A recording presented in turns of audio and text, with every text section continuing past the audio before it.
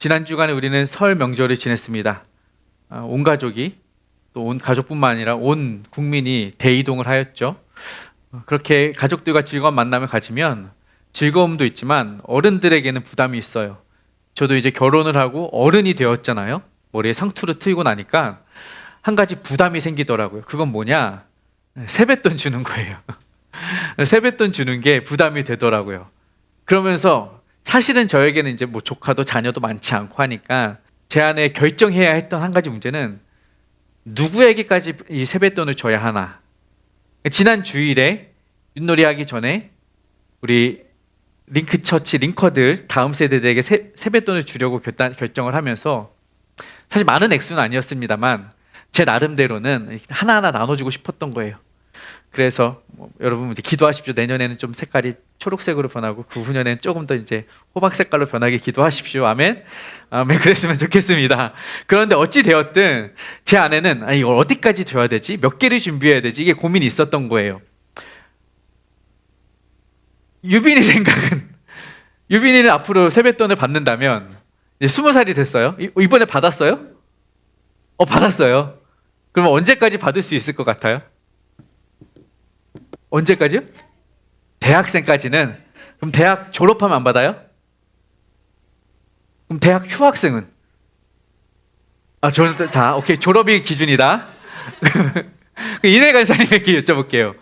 언제까지, 이번에 혹시 세뱃돈 받으셨어요? 할머니만 주셔요. 늘 할머니만 주시고 이번에도 할머니는 주셨다. 그럼 언제까지 받을 거예요, 할머니께? 그래서 본인이 죽을 때까지 초등학생 같은 답변을 해주셨어요. 네, 이게 이제 본인 생각대로 될지는 모르겠지만 이 세뱃돈 받는 기준이 사실 다 모호하죠. 가족마다 다르고. 그래서 지난 그 명절 주간에 보니까 뉴스에도 나오더라고요. 사람들 행인들에게 인터뷰를 하는데 언제까지 받겠느냐 그랬더니 뭐 고등학교 졸업하면 안 받아야죠. 혹은 비슷한 대로 대학 졸업하면 안 받아야죠. 그런데 이제 요즘의 대세는 취업 전까지가 이제 대세이더라고요. 취업하고 본인이 돈 벌기 시작하면 안 받아야죠라는 이제 조사가 가장 비율을 많이 차지했습니다. 그러니까 이제 뭐 어떠한 세뱃돈 자체가 문제가 아니라 제가 나누고 싶은 거는 이런 기준들을 정하는 것이 우리의 삶에는 좀 필요한 것 같아요. 제가 결혼을 할 때 보니까 청첩장을 누구에게까지 돌려야 되느냐, 이게 또 이제 중요한 기준이 되는 거예요. 그러니까 이거는 사실은 결국은 관계성이잖아요. 내가 이 사람에게 청첩장을 줘도 될까? 오랫동안 연락 안 하고 3년 동안 연락 안 했지만 그래도 내 청첩장을 받으면 축복하는 마음으로 찾아와 줄까? 뭐 이런 관계성의 문제인 것 같아요. 이거 보면서 그러니까 결국 어느 정도까지 이 사람에게 다가가느냐, 어느 정도까지 이 사람에게 내가 무언가를 해주느냐, 이 거리감에 대한 이제 문제이고 이제 질문인데, 교회에도 그런 거리감과 어떤 경계선을 지어야 될 필요가 있는 게 뭐냐면, 교회는 결국 한 몸이고 한 가족이라는 표현들을 자주 쓰는데, 제가 던지고 싶은 질문은 이거예요. 우리 교회 안에서 우리가 한 가족이라 표현할 수 있는 경계선은 어디냐 이거죠. 내가 다른 사람들과 어느 정도의 그 스탠스를 유지하느냐, 이러한 질문들이 생기는 거예요. 오늘 본문에서는 그 질문에 대한 답을 줍니다. 과연 영적인 공동체는, 신앙 가족은 어디까지인가? 어디까지가 내 가족인가에 대한 질문에 대한 답이 마가복음 3장입니다. 마가복음 3장 앞부분에는 어떤 이야기가 기록이 되어 있냐면, 예수님께서 사람들 다 찾아다니시면서 병을 고치시는 장면들이 나타나요. 그리고 그 중에 바로 직전에는 예수님께서 귀신 들린 사람의 귀신을 쫓아내는 장면이 나와요. 자, 여러분, 예수님이 귀신 들린 사람에게서 귀신을 쫓아냈습니다. 좋은 일입니까? 나쁜 일입니까? 좋은 일이에요. 누가 봐도 선한 일이에요. 그렇죠? 한 사람을 고친 것 정도가 아니라 그 사람에게 있어서는 생명을 구한 일입니다. 한 사람을 살렸어요. 이것은 너무나 귀하고 복된 일이에요. 칭찬받아야죠. 그런데 사람들이 뭐라고 평가를 하고 판단을 하냐면, 잘못했다, 뭐 비난하고 욕하는 거예요. 왜 그러냐? 잘못한 일도 아닌데 왜 그러냐 이거죠. 우리가 요즘에 온 국민의 욕을 먹는 사람이 한 사람 있습니다. 독일 사람 크로스만. 맨날 선수들에게 크로스만 올려 해서 클린스만 대신 크로스만 감독으로 불리우는 그 사람. 잘했습니까? 못했습니까? 제가 봐도 못했어요. 뭐 감독의 자질이나 뭐 결과론적으로 보아도 별로 잘한 게 없어요. 온 국민의 욕을, 지탄을, 비난을 받아 마땅하죠. 그런데 예수님이 과연 그랬냐 이거죠. 예수님이 과연 온 국민의, 온 무리들의, 온 사람들의, 종교 지도자들의 욕을, 비난을, 지탄을 받아야 했느냐? 그건 아니라는 거예요. 분명히 사람을 살리는 일이었으니. 그런데 왜 이 사람들은 예수님을 욕하고 비난하느냐? 예수님이 이 귀신 들린 사람을 쫓아낼 수 있었던 것은 예수님의 능력이 아니라 예수라는 작자가 귀신들의 힘을 힘입었다. 귀신을 내쫓을 수 있었던 것은 그 귀신들의 왕의 힘을 힘입어서 귀신들의 왕이 이 일을 대신해 준 것이다. 저 예수라는 작자도 귀신 들린 사람이나 별반 다름없어. 귀신의 종로를 타는 사람이야. 뭐 이런 평가와 판단을 하는 것이죠. 자, 여러분, 아무리 착한 일을 하고 아무리 좋은 일을 해도 이런 비난을 받으면 기분이 썩 좋지 않을 거예요. 본인이 기분이 나쁠 뿐더러 누가 속이 상하느냐? 가족이 속이 상해요. 내 아들이, 내 자식이 그렇게 사람들에게 욕을 먹으면 부모님이 속상하다고. 유빈이가 그렇게 사람들에게 손가락질 당하고 오면 어머니, 아버지가 속상하고, 이내 간사님이 그렇게 사람들에게 꿀밤 맞고 오면 엄마, 아빠가 화가 난다고요.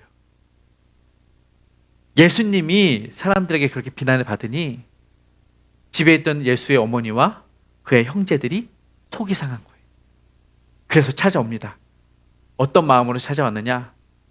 이거 하지 말자. 이거 하면 뭐하냐? 사람들이 알아주는 것도 아니고, 사람들이 칭찬해 주는 것도 아니고, 이거 해가지고 사람들에게 욕먹을 거면 왜 그러고 다녀? 예수님 데리고 와서 에이, 집으로 가자. 그만두게 하자. 포기하게 하자. 이 마음으로 지금 예수님께 찾아온 거예요. 자, 그러면 그 무리들 앞에 예수님의 가족이 찾아왔어요. 사실 여기 있는 무리들은 예수님의 말씀을 듣는 무리였고, 저쪽에는 이제 예수님 비난하는 무리들이 있어요.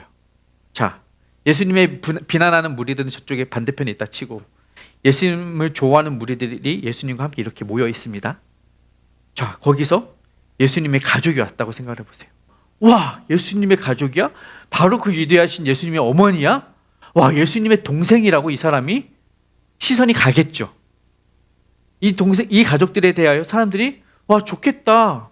예수님의 가족이면 매일같이 이런 기적을 경험하며 사나? 예수님의 가족이면 매일같이 이런 말씀을 들으며 사나?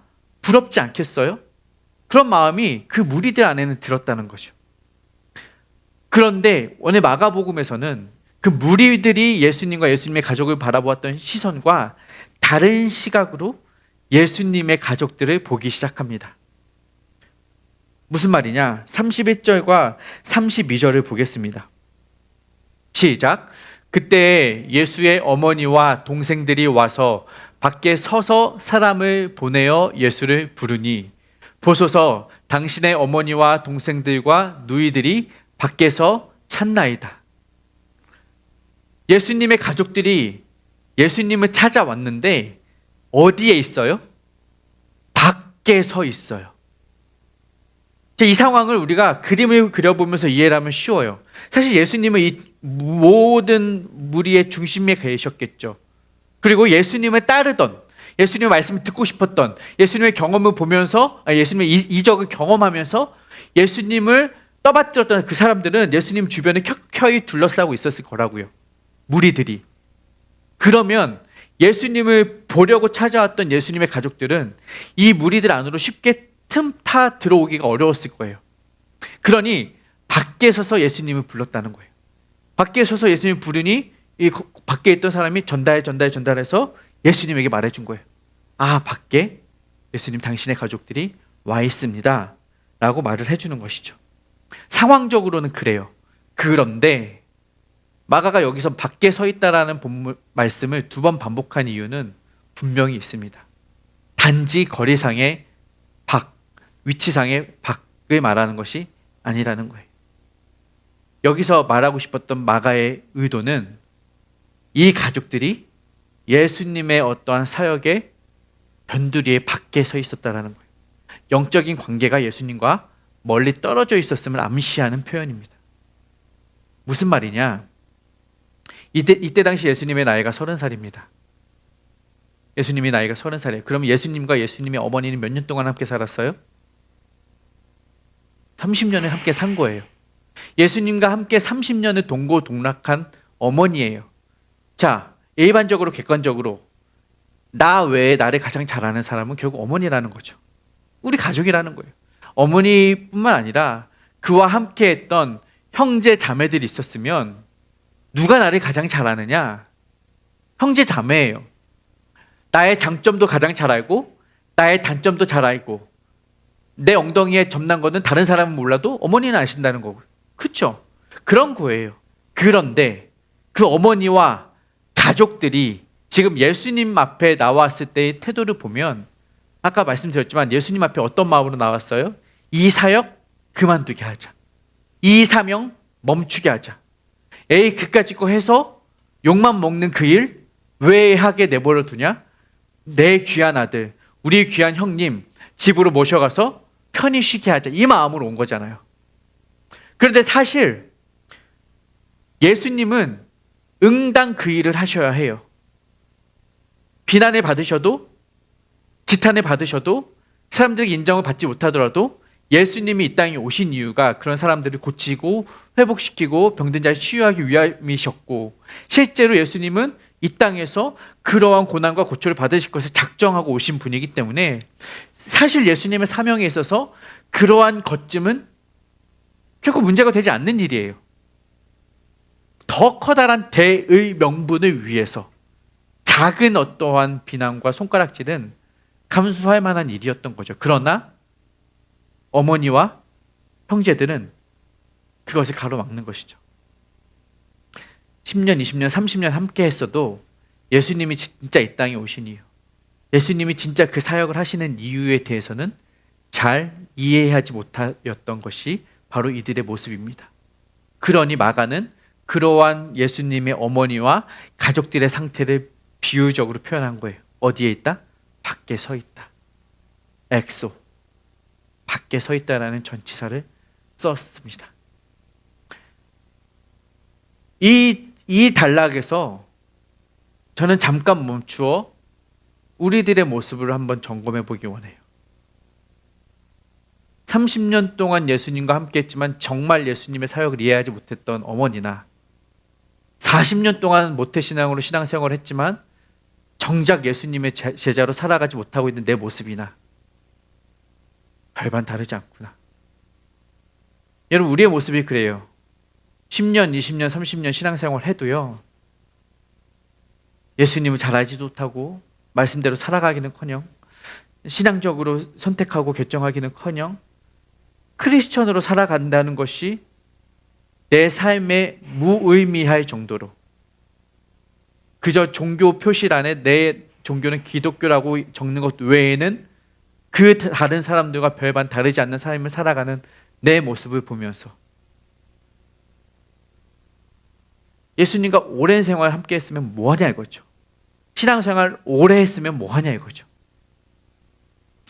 우리는 그렇다는 거예요. 종종 착각을 해요. 내가 큰 교회 다니고 있으면 내 신앙이 큰 것처럼 착각을 해요. 제자 훈련을 받았어요? 그러면 내가 진짜 제자가 됐냐 이 말이죠. 우리가 갖고 있는 착각은 내가 많이 배웠고 내가 많이 경험했고 내가 많이 섬겼고 내가 많이 무언가 오랫도록 지속해 왔으면 그만큼 내 신앙이 자라있다고 착각을 하는 거죠. 과연 그러하냐 이 말입니다. 여러분 스스로가 그러하냐 이 말입니다. 유창성 착각이라는 사회적 용어가 있습니다. 무언가 다른 사람이 하는 것을 여러 번 보면 아 그거 나도 할 수 있을 것 같은데 내가 어떤 노래를 수십 번 들었으면 아 그 노래 내가 할 수 있을 것 같은데. 제가 찬양 인도를 하면서 느꼈어요. 저도 평소에 찬양을 뭐 엄청나게 많이 아니어도 많이 듣거든요. 근데 찬양 인도를 하려고 여기 서면 그 노래가 그 사람이 불렀던 노래처럼 안 나와요. 그건 소진영이 부르는 거고 김정이 부르는 건 완전 다른 노래가 나오더라고요. 왜? 나는 그렇게 많이 들었는데 왜 안 나오냐 이거죠.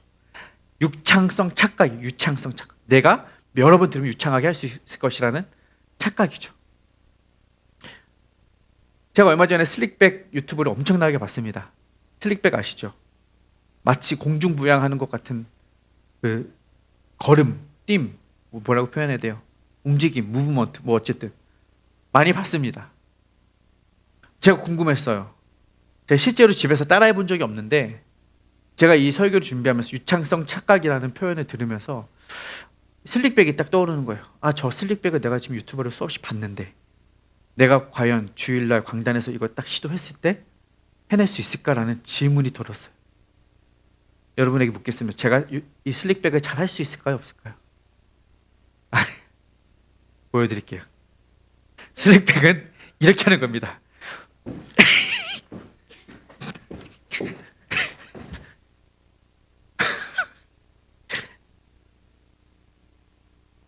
자, 이게 유창성 착각이에요.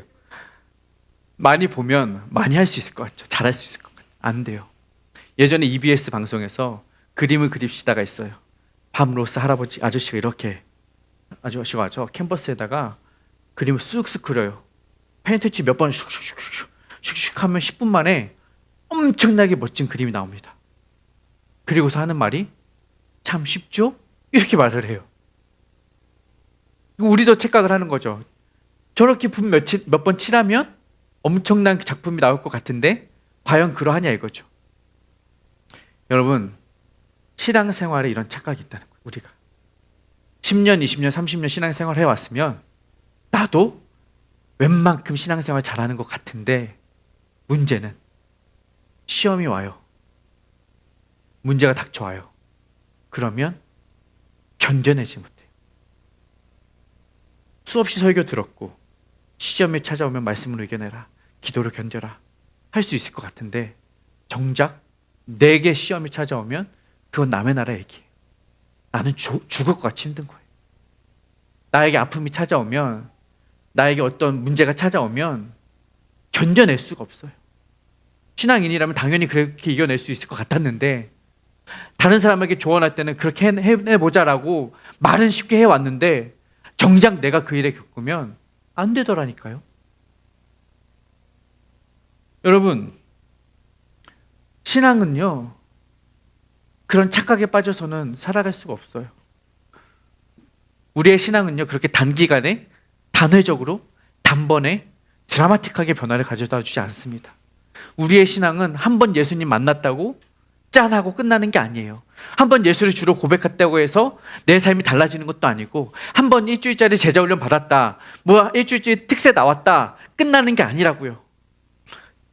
연간 특세 해서 첫 주 했으면 그 다음에 또 해요. 왜? 우리는 기도의 습관이 늘 안 되어 있으니 또 하는 거예요. 성경 공부했는데 또 해요? 왜 해요? 기억을 해도 또 잊어먹고 배웠어도 적용이 안 되니 우리는 늘 그걸 반복하는 거예요. 반복 숙달. 그게 우리에게 그것밖엔 답이 없어요. 끊임없이 귀에 딱지가 않도록 내 몸에 인이 박히도록 계속해서 하는 거예요. 신앙은 그런 거예요.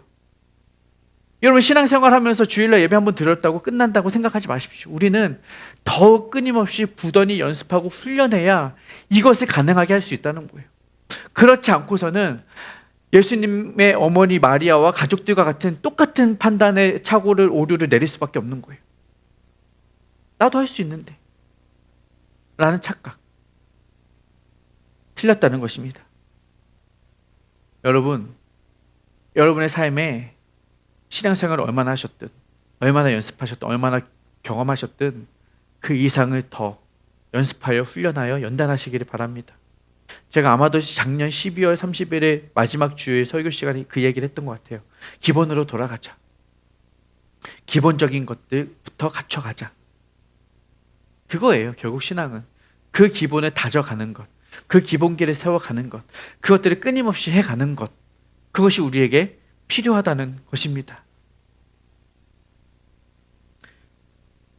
그런데 오늘 본문에 보면 이런 예수님의 가족, 예수님의 어머니와는 다른 모습을 보였던 대비되는 다른 한 부류를 발견하게 됩니다. 그것은 바로 예수님을 둘러싸고 있던 무리들입니다.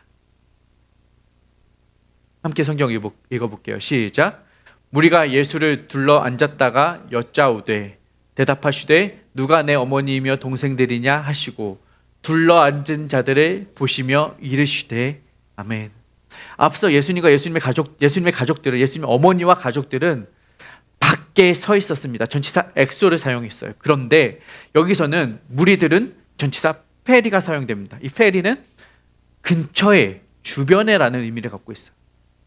자, 그들은 무리 밖에 서 있었지만 이들은 예수님 안에 머물러서 둘러 앉았다는 거예요. 이 주변에 있었다는 거예요. 이게 이들과의 차이점이에요. 물론 이 무리들은, 예수님을 따르는 무리들은 실제 친족 혈육 관계였던 예수님의 형제들과는 실제적으로는 거리가 멀었겠죠. 촌수로 따지면 거리가 멀죠. 당연히. 그러나 여기서 마가가 간파하고 있는 것은 바로 영적인 관계라고 말씀드렸습니다. 이들 무리 옆에 있는, 예수님의 곁에 있는 이 무리들은 적어도 예수님의 가르침을 듣고 예수님의 기적을 보고 경험하면서 예수님에 대한 신뢰도가 더욱 상승했을 거라고요. 경험하면서, 보면서. 그래서 그들은 예수님 곁에, 주변에, 페리에 둘러앉은 것입니다. 그냥 둘러앉은 정도가 아니에요. 여기 둘러앉다라는 단어는 경청하다라는 의미를 내포하고 있습니다.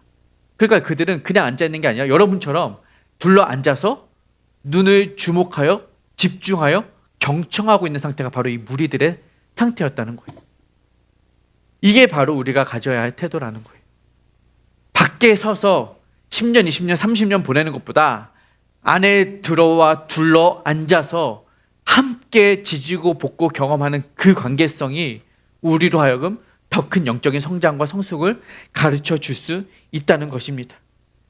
이게 바로 오늘 처음에 제가 던졌던 질문. 과연 누가 우리 가족인가? 과연 누가 예수님의 가족인가?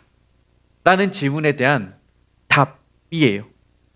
그 답에 대해서 예수님은 뭐라고 말씀하시느냐? 누구든지 하나님의 뜻대로 행하는 자가 내 형제요, 자매요, 어머니니라. 누구라고요? 하나님의 뜻대로 행하는 자. 결국 엑소와 페리, 밖과 안을 구분짓는 그 중요한 기준 하나는 뭐냐? 그것은 하나님의 뜻이라는 거예요. 하나님의 뜻. 그럼 여기서 중요한 것 하나는 뭐예요? 하나님의 뜻이 과연 뭐냐 이거죠. 하나님의 뜻이 뭐길래 그 뜻을 행해야 하냐 이거죠. 마가복음에서 첫 번째로 하나님의 뜻을 의미하는 것은 첫 번째는 바로 예수 그리스도에 대한 믿음입니다. 마가복음 1장에서 지난주에도 말씀드렸지만 세례 요한이 와요. 세례 요한이 와서 사람들에게 선포하는 것은 뭐냐? 회개하라, 천국이 가까웠다. 그리고 예수 그리스도에 대한 믿음을 촉구합니다. 그냥 결국 우리를 향한 하나님의 뜻 제1원인은 뭐냐? 예수님을 믿는 것. 그것이 바로 하나님의 뜻이고 예수님을 믿는 우리가 바로 예수님의 가족이 된다는 것입니다. 여러분, 우리 공동체는요, 우리 교회는요, 이 믿음을 함께 고백하는 모임이에요. 저와 여러분이 여기 있는 이유는 여러분이 저를 믿어서도 아니고 여러분이 무언가를 어떤 관계 때문도 아니고 예수님을 주로 믿기 때문에 이 자리에 앉아 있는 것입니다. 그 믿음이 우리의 가장 기본이고 가장 기초여야 해요. 예수에 대한 믿음이 우리를 움직이게 하는 것이고 예수에 대한 믿음이 우리로 하여금 사역하게 하는 것이고 예수에 대한 믿음이 우리로 하여금 서로 섬기게 하는 것이고 예수에 대한 믿음이 우리로 하여금 헌신하게 하는 것입니다. 그 예수에 대한 믿음으로 우리가 하나 되어야 합니다. 우리 안에 있을 때, 우리가 이야기할 때, 우리가 모임을 할 때, 우리가 어떠한 판단을 할 때 가장 중요한 것은 예수에 대한 믿음이어야 해요. 우리는 종종 교회 안에서 예수님이 아닌, 예수에 대한 믿음이 아닌, 예수에 대한 어떤 영적인 신앙적인 판단이 아닌 세상적인 어떠한 것을 끌어와서 그것을 교회 안에 적용하려는 것들을 종종 봐요. 아니요, 그것은 틀렸습니다. 물론 그것이 좋아 보일 때도 있어요. 옳아 보일 때도 있어요. 왜냐? 우리가 늘 그것들에 노출되어 있고 그것들이 익숙해 있기 때문에.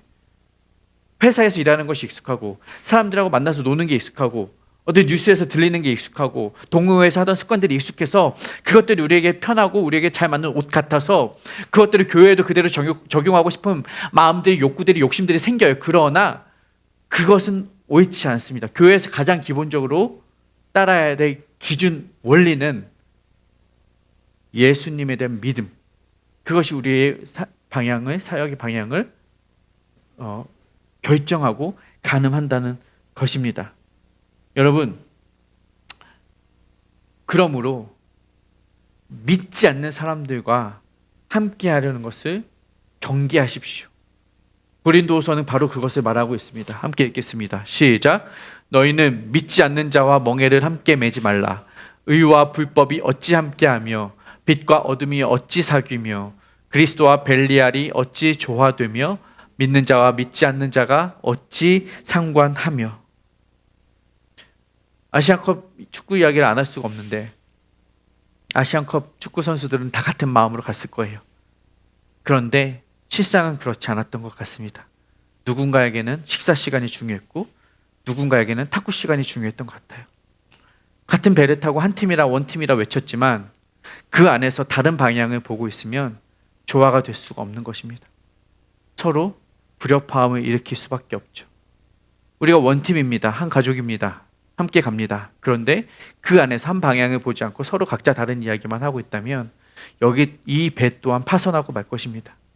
그러므로 우리가 함께 보아야 할 기준, 예수 그리스도를 주로 고백하는 그 한 방향만은 우리가 잊지 말아야 할 것입니다. 두 번째로 여기서 말하는 하나님의 뜻, 우리가 행해야 할 하나님의 뜻 두 번째 의미는 바로 예수님이 사셨던 삶입니다. 그럼 마가복음에서 예수님의 삶은 무엇이냐? 함께 읽어볼까요? 시작. 인자가 온 것은 섬김을 받으려 함이 아니라 도리어 섬기려 하고 자기 목숨을 많은 사람의 대속물로 주려 함이니라. 이게 주제어예요. 마가복음의 주제 키 버스예요. 예수님이 이 땅에 오신 이유는 섬기러 오신 것이다. 실제로 예수님은 모든 사역에 있어서 먼저 섬기는 일, 낮은 자와 함께하는 일, 그 지난주에 설교 제목이 낮아지는 사람들이잖아요. 낮아지는 거예요. 낮아지는. 우리에게 요구하시는 것도 더 낮아지는 것입니다. 우리가 예수님의 말씀을 들었으면, 그 낮아지라는 말씀을 들었으면 그대로 행하라는 것이죠. 믿음의 가족 또한 그러해야 합니다. 한 공동체에 들어왔으면 그 가족 안에서는 서로 섬기는 거예요. 가족들은 서로 섬기는 거예요. 서로 도와주는 거예요. 누가 아플 때 제일 먼저 달려가 주는 게 가족이고, 여러분 교회 공동체는 바로 그것입니다. 가족입니다. 우리는 교회라는 공동체, 성경에서는 또 한 몸이라고도 표현을 하는데, 몸을 이루고 있는 수많은 세포가 있잖아요. 수많은 세포가 있는데 모든 세포들은 여러분 이 한 몸을 이루기 위해서 서로 열심히 일을 합니다. 서로 도와가면서 일을 해요. 그런데 모든 세포들 중에 유일하게 다른 세포가 아닌 자신만을 위해서 다른 세포를 죽이는 세포가 있습니다. 그것은 바로 암세포입니다. 종종 보면 교회 안에도, 공동체 안에도 이런 암세포 같은 존재들을 보게 돼요. 서로 돕고 서로 섬기는 것이 아니라 남을 죽이고 남을 짓밟아서 내가 살려는 암세포들을 보죠. 가족의 모습이 아니고 공동체의 모습이 아니고 한 몸 된 지체의 모습이 아닙니다. 바라기는 우리 링크처치의 공동체는, 우리 가족은 서로 섬기며 서로 세워주며 스스로 낮추어 함께 건강하게 세워져가는 그러한 믿음의 공동체가 되기를 바랍니다. 여러분의 삶을 통하여 다른 사람을 살리시는 삶을 살아가시기를 축복합니다. 명절을 보내고 왔습니다. 명절에 모이면, 가족들이 막 모여오면 어떻게 하나요? 문 밖에 서서 기다리나요? 아니죠. 가족들이 오면 함께 둘러앉아 떡국 먹고 함께 둘러앉아 윷놀이 합니다. 엑소가 아니라 펠이라는 것입니다. 함께 둘러앉는 가족. 그러므로 가족은 한 믿음을 고백하는 사람들, 그리고 그 사람들을 서로 돕는 공동체, 그것이 가족입니다. 그리고 그런 사람들이 모여서 둘러앉아 어우러져 앉아 있는 것이 바로 가족이라는 거예요. 그러므로 여러분에게 권면합니다. 밖에 서서 서성이지 마십시오. 안으로 들어오시고 그 안에 들어오셔서 굳게 믿고 서로 섬기는 삶을 살아갑시다. 그게 바로 가족입니다. 옆에 분에게 축복하며 이렇게 응원합시다. 제가 당신의 가족이 되겠습니다.